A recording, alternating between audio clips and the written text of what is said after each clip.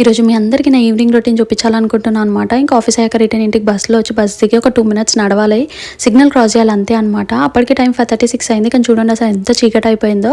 And ఇంటికి వచ్చి చూస్తే చపాతీ ఉండే, ఎందుకో చాయ్ చపాతీ తాగబుద్ది అయిందని చెప్పి చాయ్ పెట్టి పైకి వెళ్ళి ఫ్రెష్ అప్ అయి కిందికి వచ్చిన అనమాట. మర్చిపోయిన చాయ్ పెట్టినని, చూసేసరికి ఇంత మొత్తం మాడిపోయింది. మీరు అట్లా ఎవరికైనా ఇష్టం ఇట్లా చాయ్లో మురుకులు చపాతీ అట్లా వేసుకొని తినడం అట్లా ఉంటే కనుక కమెంట్ చేయండి.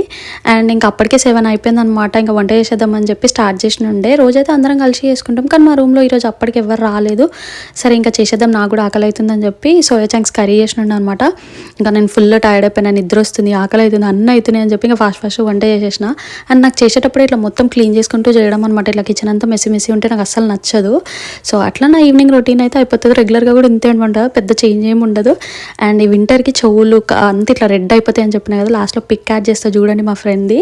అండ్ మీకు కనుక నా వీడియోస్ నచ్చుతున్నాయి అంటే సబ్స్క్రైబ్ చేసుకోండి కదా.